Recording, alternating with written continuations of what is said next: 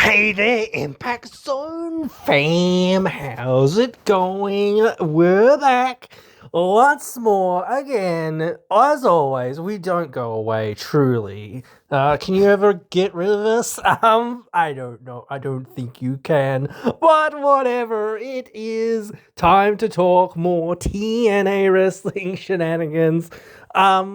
So I want to talk about this upcoming week. I do think that I think it's today or tomorrow that the tapings are happening. As I record this at least, and usually 9 times out of 10, I do not check the spoilers, but I'm sure over the next couple of days, while they're doing the tapings, the spoilers are going to come out, though I'm pretty sure I can predict most of the matches and most of the things going on, or I at least hope I can. At least a couple of them. Now, they did announce all the Knockouts first round matches for the new Knockouts TV title. There's 16 people in this. So, we're getting like a couple of matches, maybe two, no, we're actually getting quite a few Knockouts matches. These matches are going to be short if these are all, or is this just both nights? I don't know. Anyway, this is what's been announced. Now, actually, I want to go through the full list of competitors that we have. Now, some of these are indie stars, like independent wrestling stars, not Indy Hartwell. She is in this tournament, but you know what I mean. There's a couple of people from NXT in this, which get them the fuck out of this thing, hopefully in the first round. Because, like I said before to somebody as well, like, of course, the NXT girls are gonna somehow win this thing, and they're gonna put it on an NXT person because that's all they freaking do. They don't, I don't know. They don't really, but like, and they haven't done it for besides Ariana Grace, they haven't really done it for a while. And there was actually a story there to be told. I don't really think, like I said, there's not many more stories to be really told there. I think you've kind of run the well dry, and yeah, whatever. But still, some of these wrestlers I'm not too familiar with, and to me as well, when you've got like talent, especially indie talent, not Indy Hartwell, you know what I mean.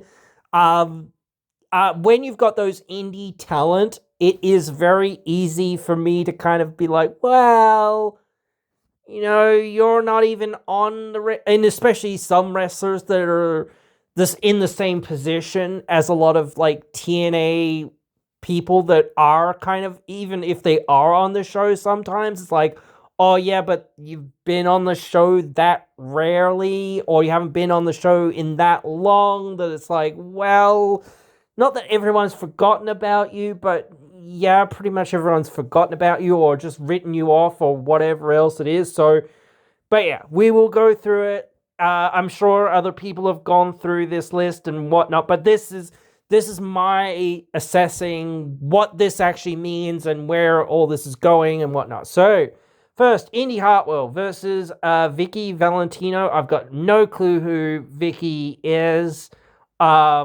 So, yep. And like I said, I'm pretty sure she's an indie star, not Indy Hartwell. I know she's facing Indy Hartwell, but she's an independent wrestling star. So I expect Indy to win that one.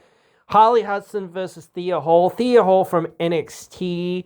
Harley's been kind of on quote unquote a losing streak as of like her tag team kind of dissolving, I guess, since Mila Grace left. I keep confusing her with Mila Moore. But yeah. But still, I mean, like, Holly is babyface still. I mean, I wouldn't be mad if she turns heel, but so is Thea, as far as I know, unless she's gonna turn heel. So, and I just expect Indy to win her match. So I'm like, well, kind of feel like a heel needs to be in that position, even if they're gonna lose. So, but yeah, I don't know. It's not impossible. All right, Enya Black versus Wendy Chu. Now, again, another NXT name.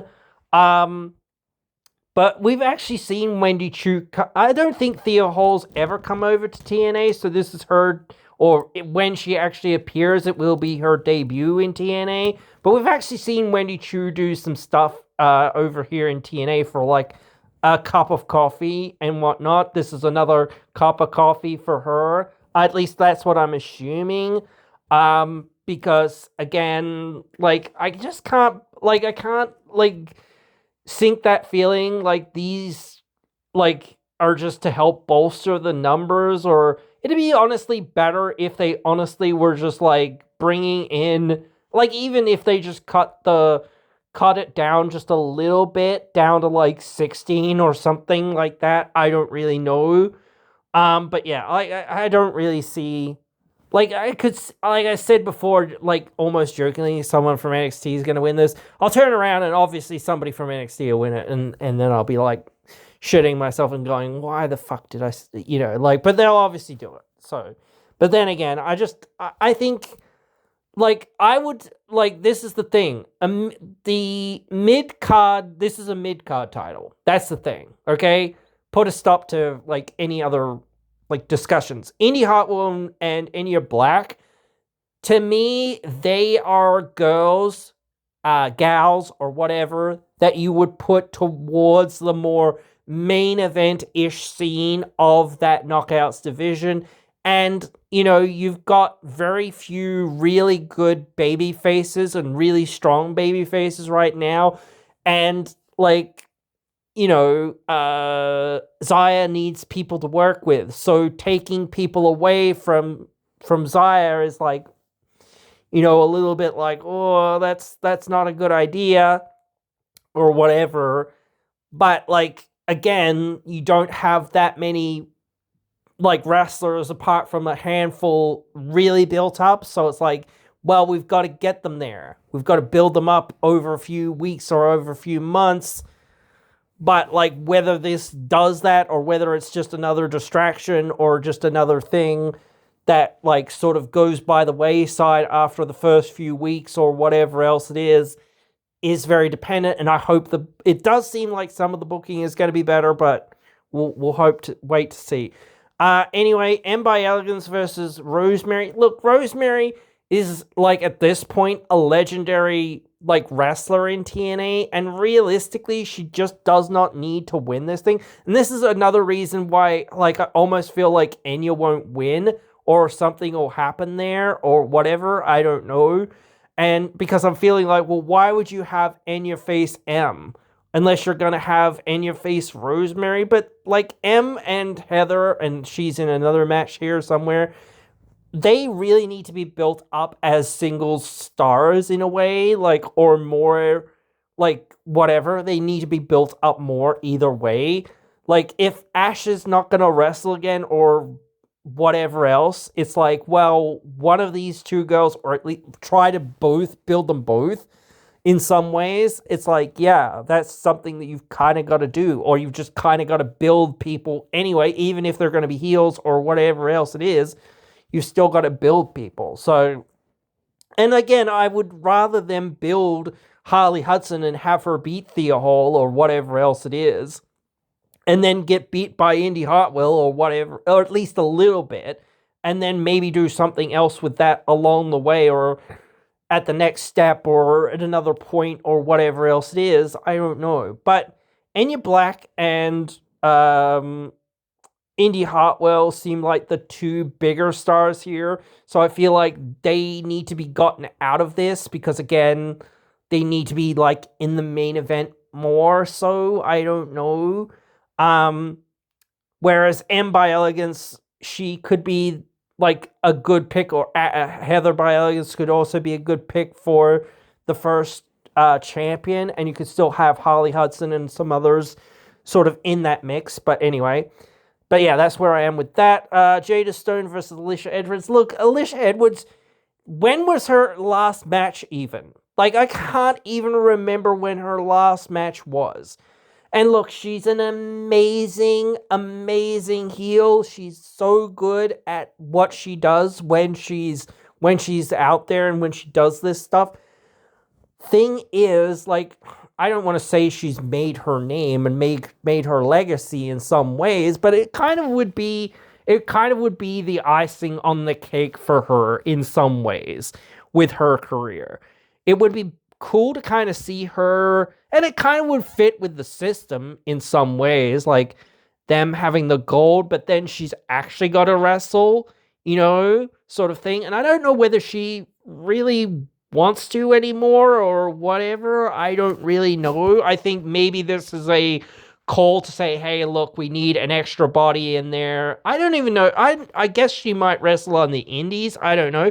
But again, Jada Stone is well, not to say that you can't do something with her and can't build her up or whatever else it is and that sort of thing in this division after this. But again, she needs the win way more than what Alicia Edwards does. So that's really tough position there. And again, I don't know.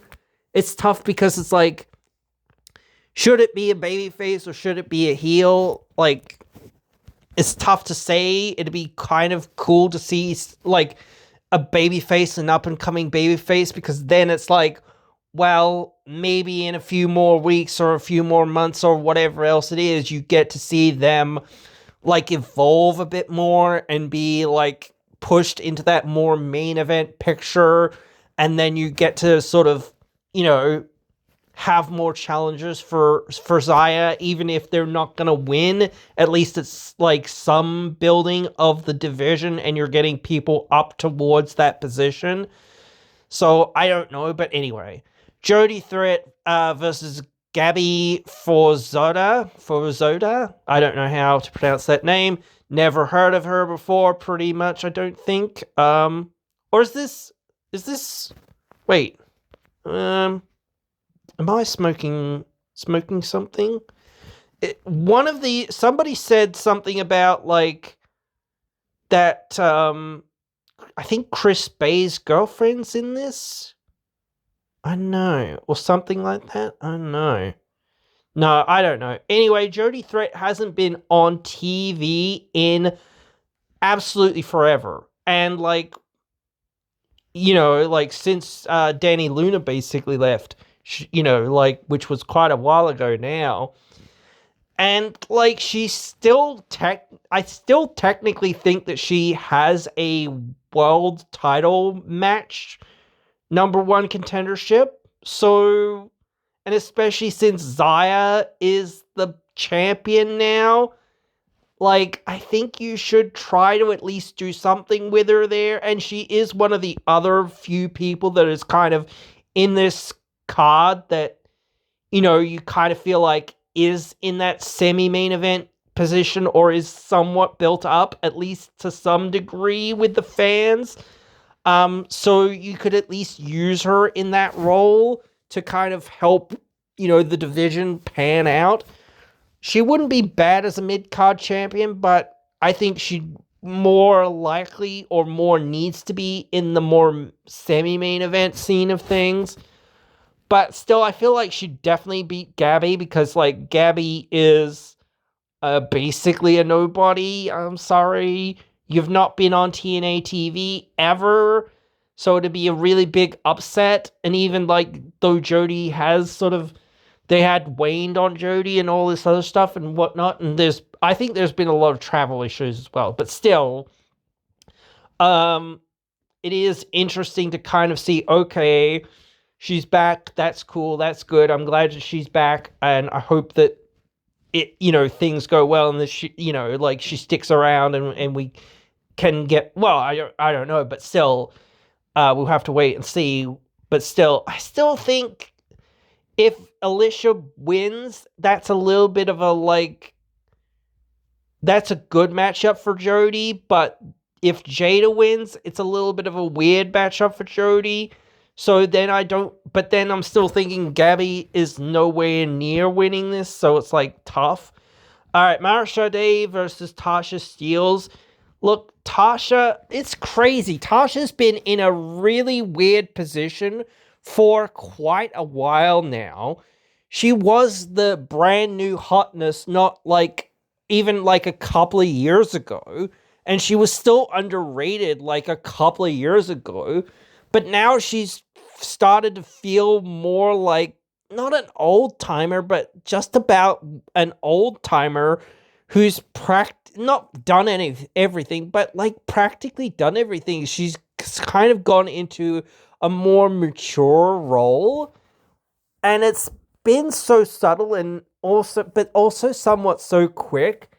You know, she's kind of became almost a locker room leader, and she has been around in TNA for quite a while. But I don't know. It's tough because I think Mara is almost the perfect person to have this title because, like, she's not quite. I don't know whether she's quite ready even for that. I don't know. It's really tough. I don't think she's really ready for the main event picture. I think that she's got the character and the charisma and everything else down, but I don't know whether what she's really missing in wrestling. I don't know. There is just something that she hasn't been in wrestling as long, and I think that she just needs more experience and more time in wrestling. And like, yeah, I don't know. She like being in this mid-card division and doing something here for a good 5-6 months or whatever else it is will give her a spotlight and will give her the time to hopefully like iron herself out a little bit more and sort of get more experience and kind of get more, I don't want to say confidence because she's very confident in some ways, but just get more confidence with her moves and stuff like that in the ring. Yeah, I don't know, but I still could see her winning this thing. Yeah, I don't know, but yeah, like I still think that she should win because again, Tasha, she hasn't wrestled very much at all. Like she wrestled earlier this year against Jada Stone, but like that was pretty much it. And she hasn't wrestled a lot since joining Ali's faction. So she's sort of going into that Alicia role where she's more of a manager than a wrestler. I don't know whether that's what she wants. I don't know. If that's what she wants, that's up to her. But maybe that has been more forced upon her by the management or whatever. I don't know. Or maybe she's just like, dude, I'm happy. I'm fine where I'm at. I'm, just cruising and I just want to make money and get on by and I don't really care about the rest. I'm not really greedy. I'm not really like I'd like to be part of the center of attention to an extent, but I don't need to be the absolute center of attention. And that's a very mature sort of like thing to kind of be like being like, okay, if you're going to trust me with this, I will go out there and I will kill it and I will do my best with it for the company and I will put people over if needed, when needed, where needed, whatever.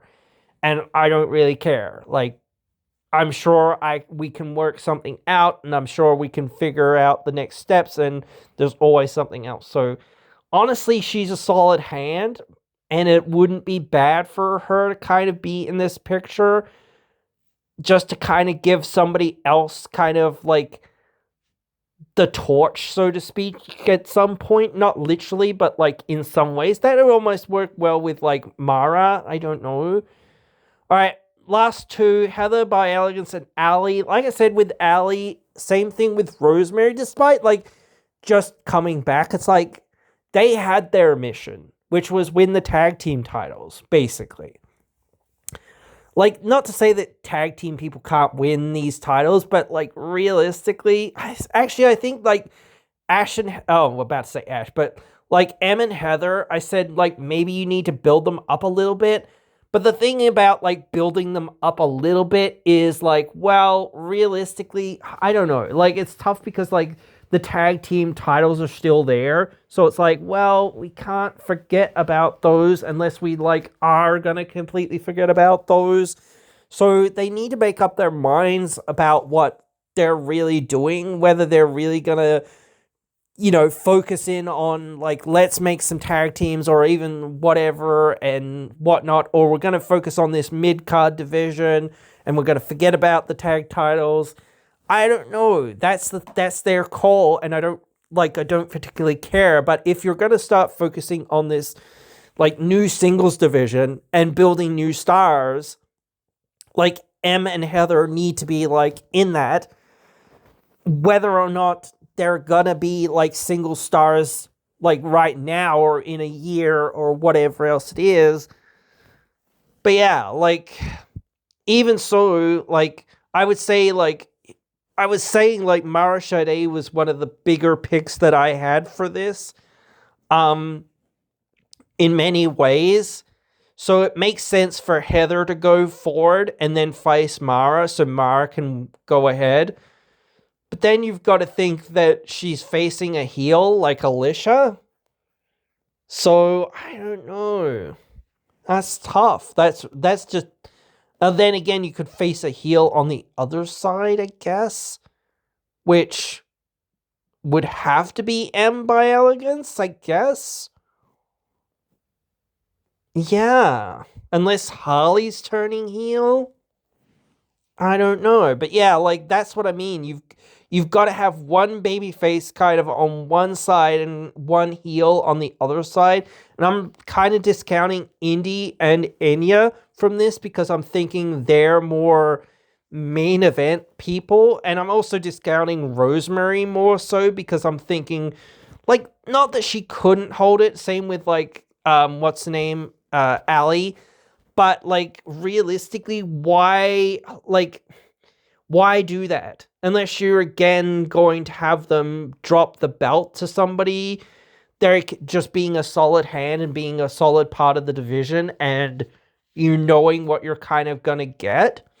But then it's like, they've got to defend the title on TV and they've got to defend the Knockouts tag team titles, so it's, like, a lot more effort that you've kind of got to put in to having the dual stories of like they have to defend this and they have to defend that. Like, yeah, I don't know, not impossible, but still. So yeah, I don't know, it's an interesting tournament. I don't know all the matches that are. I think there's some that are coming up soon in the next couple of weeks, but yeah, those are the knockouts matches for now for the tournament. There's a couple of other matches that have been announced. Ryan Nemeth versus Casey Navarro, and I'm going to talk about these more individually after I kind of go through them. Moose versus AJ Francis, Leon Slater versus Eddie Edwards, Lang Lee versus Xia Brookside, Ricky Sosa's in action, the Hardys versus the Great Hands. Now, there's also a match for, I think, the number one contendership for the X Division title, I believe. Yes, here we go. Which is a 6-man match, I believe. If my internet is working. It is. It is between the Hometown Man, Rich Swann, Jason Hotch, Fabian Eichner, Mr. Elegance, and BDE. So, now, again, since you've got Cedric there as the big heel of this, I feel like you need babyface. So the actually there's 4 babyfaces in this match as well, I guess, really. So the Steiner math checks out that the odds are on a babyface winning this thing as well. Fabian's the one person thus far that kind of has some more level of story kind of with the system. So I don't know. I feel like he's the one that you're probably going to go with, at least in this. Yeah, that's where I see that going. I mean, like, I almost feel like one thing that you might want to do is have Fabian pin Mr. Elegance. And, well, I said, like, he maybe should pin Mr. Elegance, but then again, maybe he should pin Hotch, because Hotch has got a story with Ali, and he needs that, like he lost motivation and stuff, but then again, he's going to get pinned by the Hardys. Obviously, I'm going to talk about that a little bit more in a second, but still, he's pretty much going to, well, at least him or Skylar is going to get pinned, and it's probably going to be him because he's actually got the story as well to go with it, so that makes sense. So then I feel like, why? Well, I guess you could pin him twice, but that's even worse. But like, if Fabian pins Mr. Elegance, you could actually build a program with those two rather than just like having Jason have an offshoot story that doesn't really go anywhere and you're not really going to do anything with. Or maybe you are, but like, I just don't think you will. Like, maybe you will, maybe you won't, I don't know. But yeah, like, I just don't see that. But either way, so yeah, I might as well talk about the Hardys versus Jason Hotch and John Schuyler, the Great Hands, because obviously the Hardys are winning this thing. Like, I wanted the Hardys and the Great Hands to actually have, like, I can't remember which video. I actually think it was a couple of videos, but whatever. I said, like, I want these guys to have an angle with the Hardys. I want them to have a long term, and maybe you should still do that, but like, just like feeding these guys to the wolves, to me, is absolute fucking bullshit. You know what I mean? Like, I am so pissed off, and I know it's not the Hardys' decision to do this or whatever else it is and whatnot, but like, it's the star power syndrome. These guys are our stars, so we'll keep using them as our stars, and we'll crush all the other people that we have, and then we'll turn around and go, shit, we haven't got any stars. Well, we have to keep squashing the other people that we've got, because we've only got these people as stars, because we've spent all this time crushing everybody else. So you just keep snowballing with the same freaking goddamn guys doing the same stuff that they've always done. And it, like I said, like, meanly, I guess, why am I tuning into this grandpa wrestling? Like I said, this is the same thing with freaking Edge and Christian winning the titles and whatnot. But still, it's the same thing. It's like, that's me though. I have lost interest because this is a very much a nostalgia act run, and I'm just like not interested anymore. And maybe that is because, like, again, like, it is feeling like so predictable, and again, you just know this is going to go towards the righteous or whatever else it is. So the Great Hands have just got no chance, and even if like they had have done this match at some point down the road, like maybe in the next couple of weeks, you would still feel like, oh, they've got no chance. But just like on free TV, like, unless like it's a disqualification of some sort, but it's not gonna be, or something else, it's like, well, why? Why squash the young talent? You know what I mean? Just to feed these old timers and just to keep doing this nostalgia act. That's where I'm at. That's me. And I know some people really love the Hardys, and I used to like the Hardys a lot. I like their characters and whatnot, but I just don't like how they're being booked and how they're being used, because again, they're just taking all the opportunities away from the younger talent that, you know, then you're going to turn around in when the Hardys are gone and whatever else it is, that are like, oh, cool, well, now that the Hardys gone, oh shit, what are we going to do? And either they're already going to have left or whatever, and you're going to be like, well, shit, we literally basically have no one, or we have done such a shit job with everybody that, you know, no one gives a shit, you know. So That's where I am at with that. Like, this upcoming match with Lee as well, with Zaya Brookside, very predictable winner.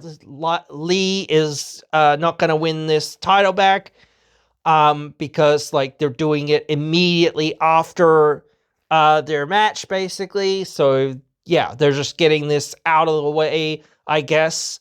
Maybe, like, I said this before, like, they could be building to something between the two in the cage, best out of three sort of style, sort of booking, sort of thing. But realistically, then it's like you're flip-flopping the title, so I don't really feel like you would do that. So it really doesn't make any sense unless, again, this is going to disqualification or count out or something like that. I don't really see that you're gonna do that. I feel like you're just gonna hopefully move on at least.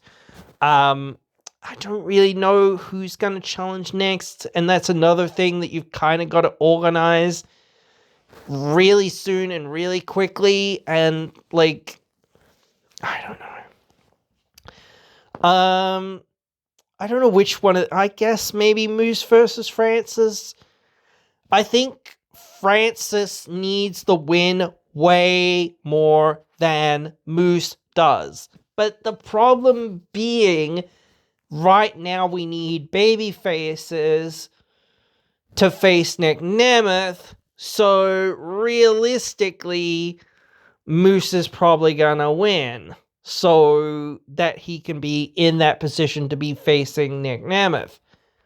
But then again, you've got some other people here that kind of already have something there, but then again, like, at least, like, maybe it's more of a roadblock situation where at least, I don't know, maybe you could do it at Bound for Glory, I don't know, but still, I don't know what else you're gonna do there.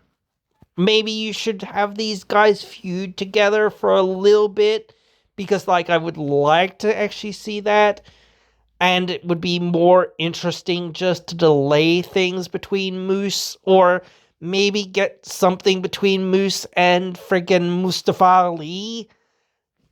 I don't know what else you can really do with Moose. I mean, he's basically done everything anyway, so it's like a really tough position to kind of be in. And I will say with Eddie, like, he's like on that rebound, or looking for that rebound match with like Leon Slater. But the thing is, like, I have to feel like Leon can win this thing, because the thing is, like, again, I'll be saying this throughout all of these, and throughout all time probably, we need to be building our new stars. Now, I know Leon has a bit of build behind him, but we still need way, way more. Now, I was still thinking, like, there's still, like, that potential to do stuff between the system and, like, Dream Team, or whatever else you want to say, a meme team, or whatever. I don't know, but, like, I'm really questioning how you're going to get there, but, like, I still feel like Leon needs the win, because, like, even if, like, this isn't the moment for it, I don't know, like, you still feel like he needs to get that next step up and whatnot as well, because he's already been a very good mid-card-ish act, and you've kind of been sort of pushing him into that upper card position.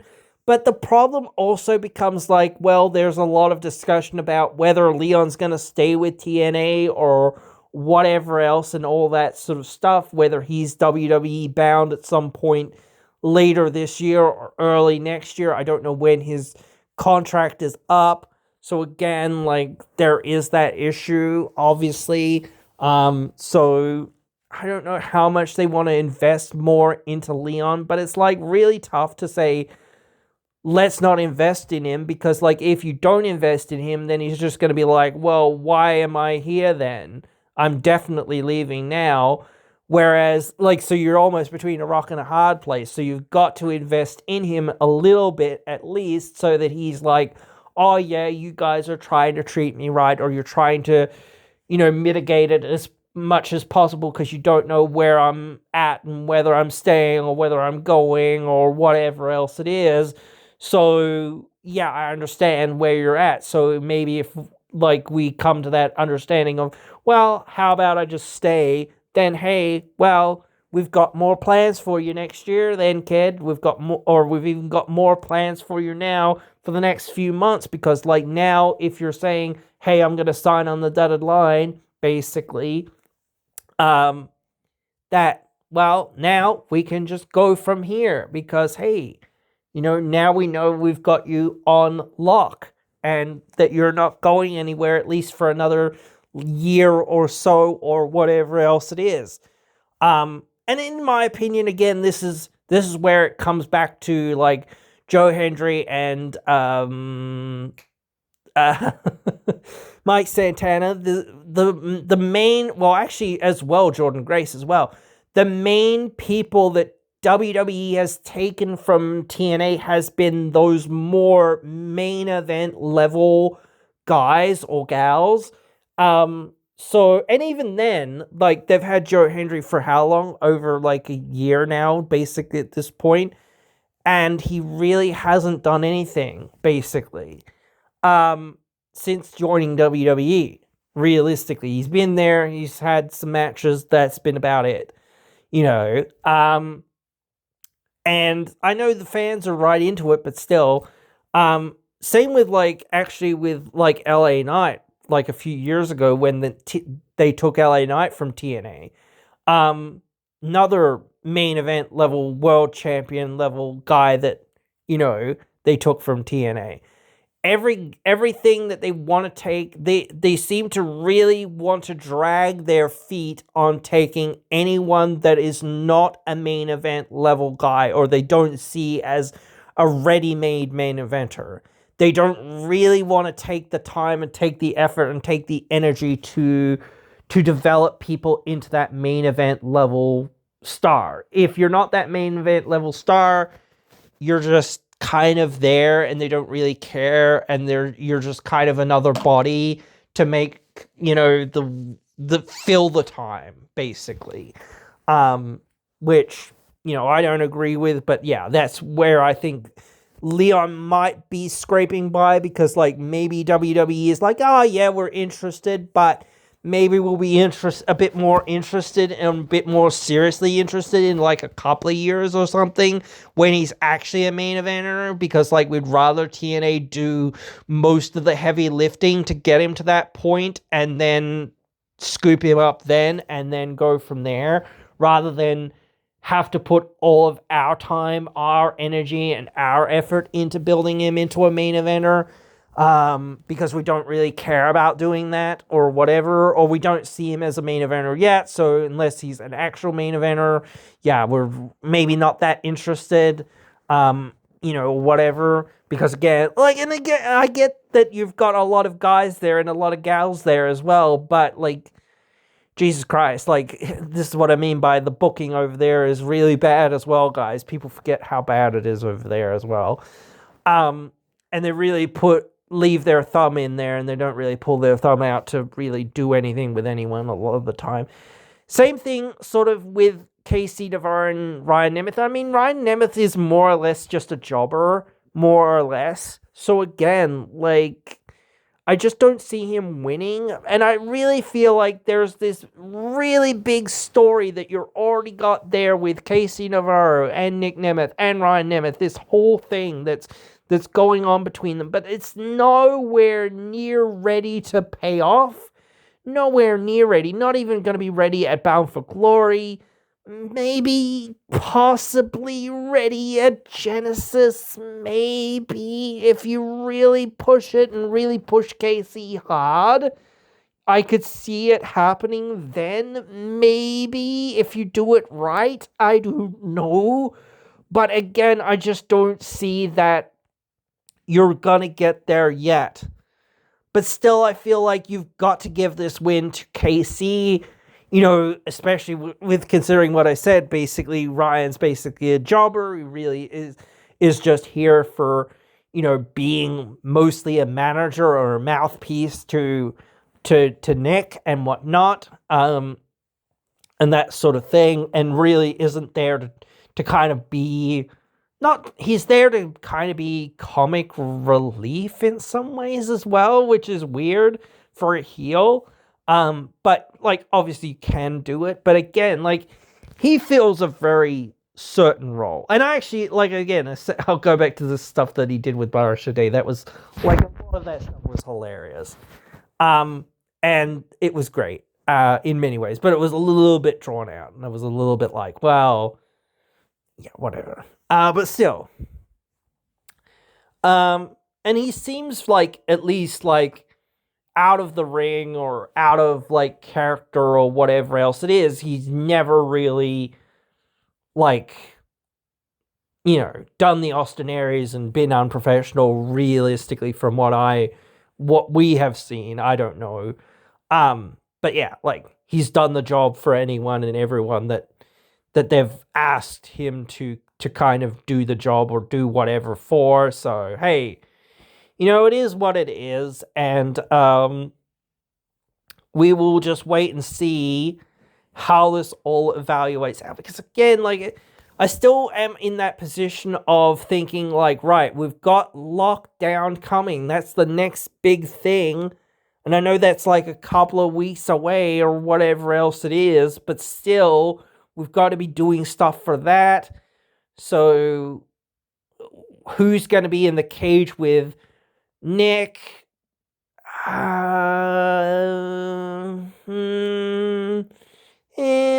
actually, like I said this before as well, like with the Knockouts tag titles and stuff, like it actually helps the feud along towards the cage match as well a little bit if like Em and Heather both beat Rosemary and Allie, because then there's a little bit more impetus of like we also beat you and whatnot and all of that stuff, so we'll settle it in the cage, or some sort of other knockouts versus knockouts like faction warfare sort of thing. I don't really know if you can do that. I mean, like the Full Elegance brand, I mean, maybe. I mean, like, but then, like, you're really, like, the three of them, Mr. Elegance, Heather, and M. I don't know. So, I mean, then you're kind of like, are you gonna put, like, Fabian in with Demon Bunny? Or who is gonna be, like, in there with Demon Bunny? Like, yeah. On the men's side, I don't know. You know what I mean? Like, so yeah, I don't see what you're gonna do there with that. If you're gonna do it, it makes a little bit more sense maybe to do just the tag team match. And you could build that into the story of that match. Or you can have that build of, or put that in there of like, well, Em and Heather beat somehow Rosemary and Allie, but Rosemary and Allie came back later in the tournament to cost Em and Heather, and then, they go from there to fight, like, and do other things. So that makes it clean and tidy and a little bit like, well, they eliminate each other sort of thing from all the contention.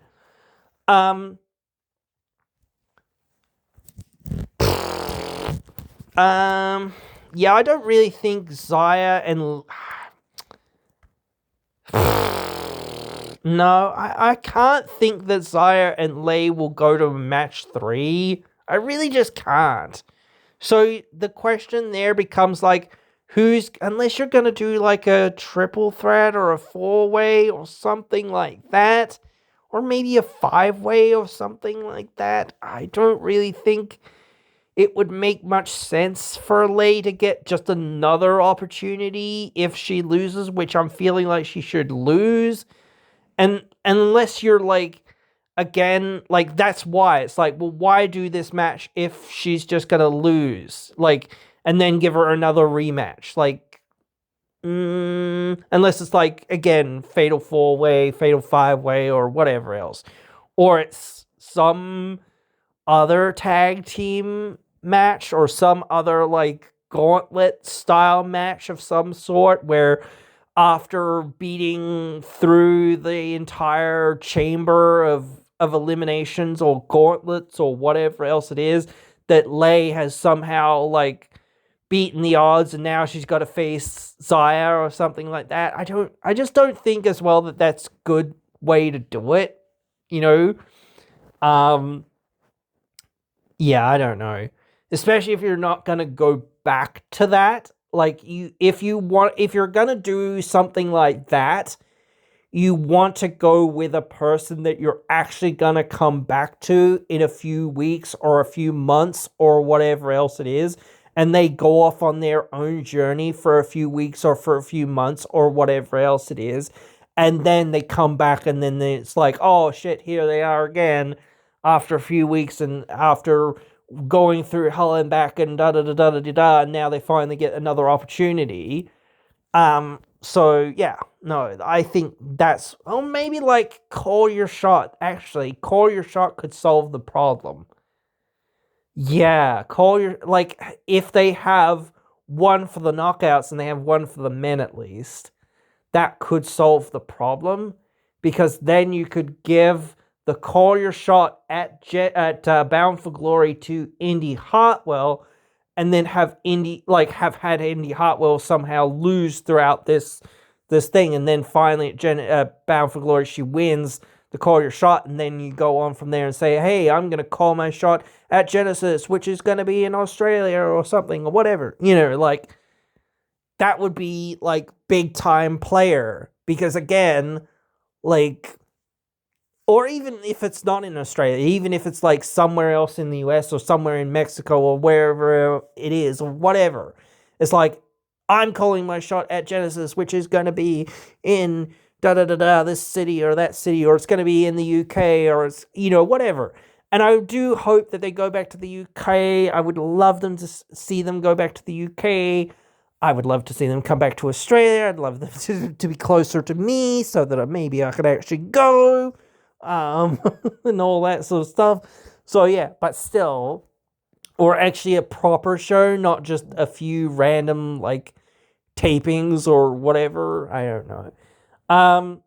A proper pay-per-view, guys. But anyway, whatever. But yeah, I just can't see through thinking like you're gonna give Lei a third match unless it's like something else.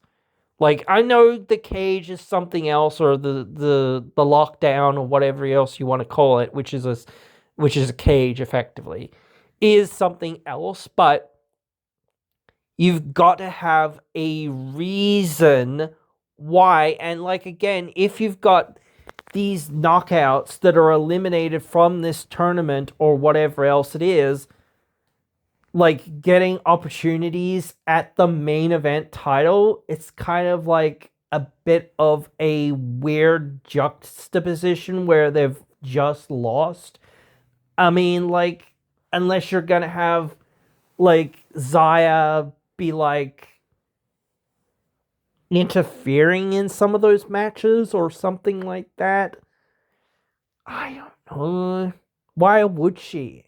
Like, realistically, there's no one really that has the story right now. I mean, like, maybe Jody Threat is the closest one that could have some sort of story, because she's a person that had a tag team and her tag team broke up, kind of thing.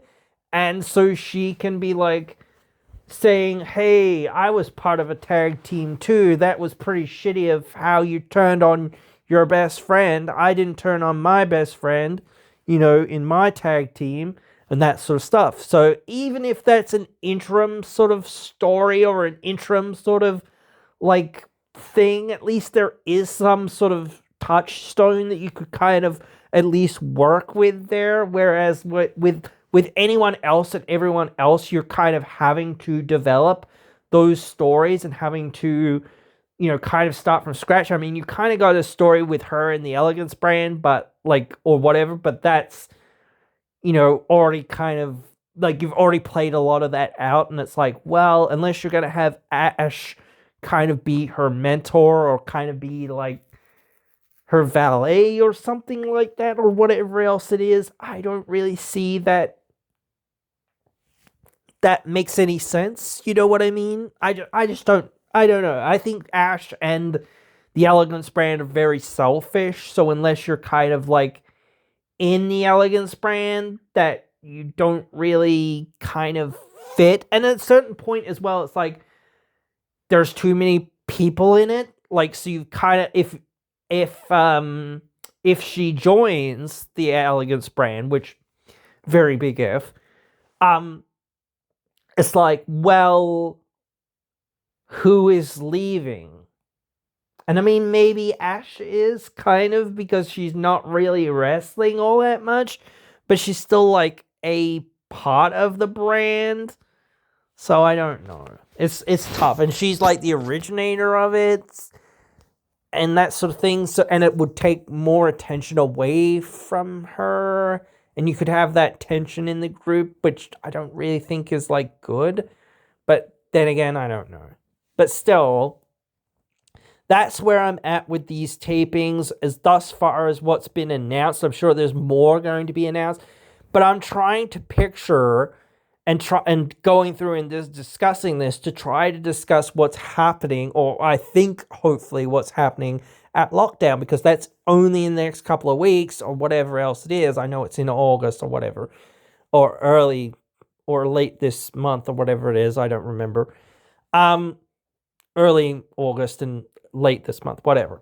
You know what I meant. But yeah, like I really don't know. So I'm really like on the fence with like what's going on here. But like for my like perspective of like, especially like baby faces, we need big time baby faces. We need these baby faces. Like, even if you're gonna say, hey, Leon loses, but then we're gonna keep the story. Like, he's had a lot of connection in story to the system, but I don't think he's ever faced Eddie. I don't think he's ever faced Bear or Brian in a singles match. Maybe on Explosion. I don't know. Maybe, like, I think, didn't Eddie and he have a match a long time ago? Maybe. I don't remember. But whatever. Like, this is certainly a different Leon than the Leon that, if they've ever faced before, than the one that they faced. You know what I mean? So this is a young kid or whatever that is now basically not quite ready for that main event slot, but ready to get into that picture. And getting a win here would help, you know, get 2 more steps closer to that, or at least like getting through a feud with Eddie and then going through lockdown and getting the win there at some point. Even if it's in a team effort, it's like, yeah, but still, especially if he gets the 1, 2, 3, it's like, well, yeah, again, you're trying to give him not just saying something, but like, I don't know whether the international, maybe he should be in the international title division. I don't know whether he should be in the world title division.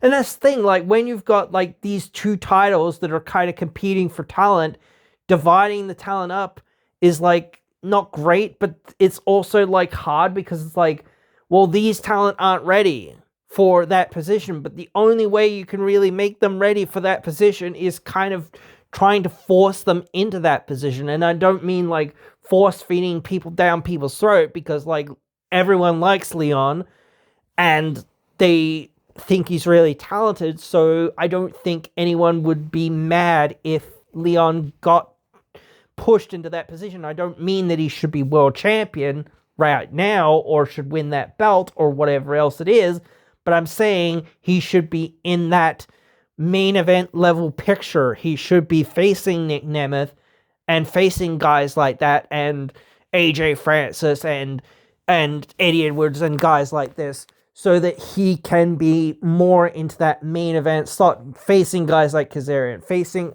like more guys, well, I say Eric Young, but whatever. Guys that are like that, guys that have already been to that mountaintop, and he should be pushed into that more main event level sort of scene. And it's too bad Macklin isn't around anymore, because if Macklin was around, like, I'd say the same thing kind of thing, even though I still kind of want Macklin to kind of be in that picture. And I think it'd be better if Macklin was the champion or whatever else it was. But still, it is what it is. But yeah, I've been talking way too long about this, I think, anyway. And it's time for me to go to bed anyway, I think, because I've got stuff to do tomorrow as well. So, or at least by the time that I get done, actually finish doing the other stuff that's involved in doing these videos and whatnot and all of that stuff. But yeah, guys, like, you get the gist of this. I say it all the time with a lot of these things as well. So, but yeah, I hope you've enjoyed this one. I just wanted to take a quick look at the things going on here and what potential they have, and just like gauge my thoughts and gauge where we're at and gauge where hopefully we're going. But we will see, certainly. So yeah, I hope you will all join me again in another one so we can keep tabs on it all.